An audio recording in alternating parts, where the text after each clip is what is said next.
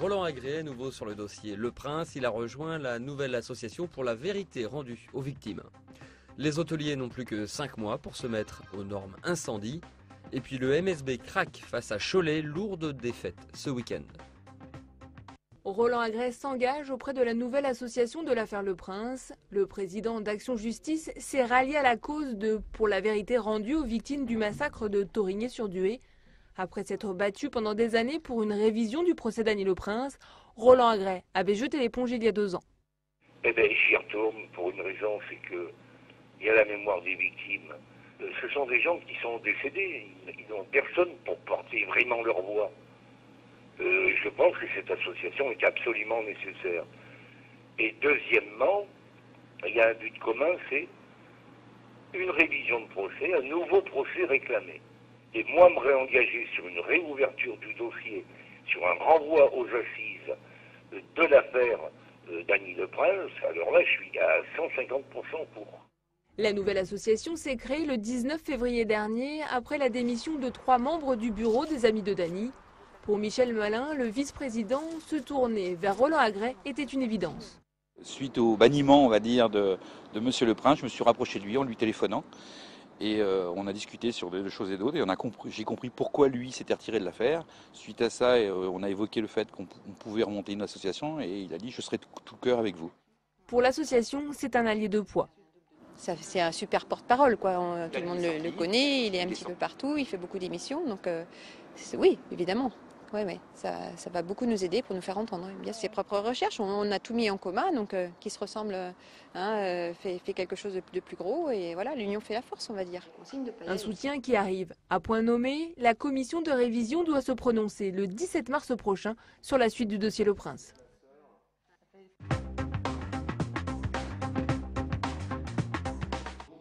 Assemblée générale des hôteliers sarthois aujourd'hui. Derrière le calme des échanges, une urgence pour eux, mettre leurs établissements aux normes de sécurité incendie. Il ne leur reste plus que 5 mois. L'arrêté de 2006 est applicable début août 2011. L'encloisonnement de l'escalier, les dégagements également, création d'un second escalier et la détection incendie sont les 2 prescriptions majeures de l'arrêté du 24 juillet 2006. Financièrement parlant, c'est assez lourd quand même. Un escalier en plus, c'est quelques milliers d'euros. Une détection incendie, c'est quelques milliers d'euros aussi également. De lourds investissements que certains ont déjà engagés, d'autres n'ont pas bougé, espérant un report de l'échéance. Aujourd'hui, il n'est pas encore trop tard. Le 4 août ne sera pas une date butoir de fermeture, non. Mais il faudra qu'il y ait déjà un processus d'engagé et qu'il y ait une ferme résolution de l'exploitant de se mettre aux normes. Le message est passé, un autre a été délivré.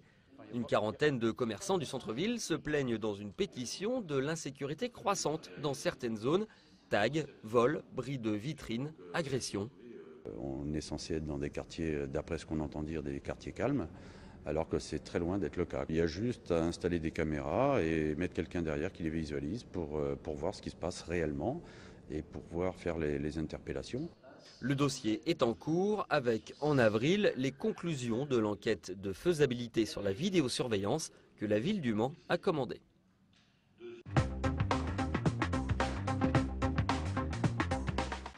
22 points d'écart et Bercy paraît tellement loin. 9 mois se sont écoulés depuis ce fameux 13 juin 2010 et le fossé entre CB et le MSB s'est considérablement creusé.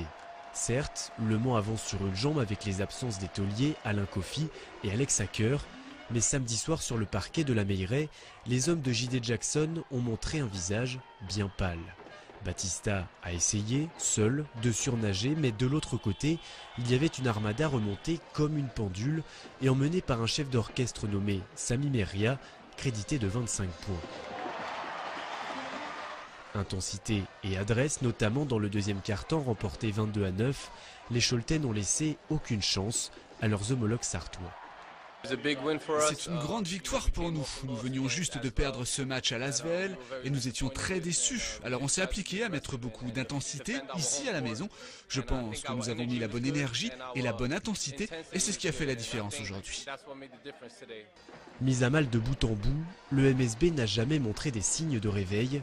Le match de Coupe d'Europe face à Salonique a peut-être éreinté l'effectif, mais tout de même, CB n'avait plus infligé un tel revers à son voisin depuis 12 ans, alors forcément, la pilule passe mal.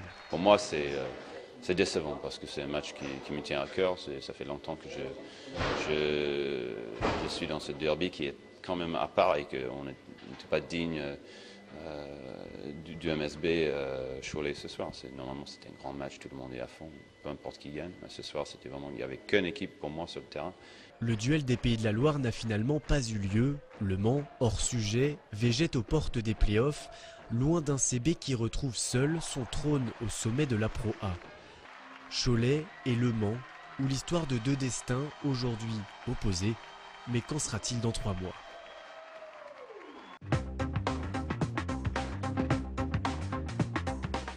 Et on termine par ces photos de la une des Alpes-Mancelles libérées de vendredi. La chanteuse Sappho s'est mariée en Sarthe fin février, à Mont-Saint-Jean plus précisément. La Sarthe où la chanteuse et son mari possèdent une maison.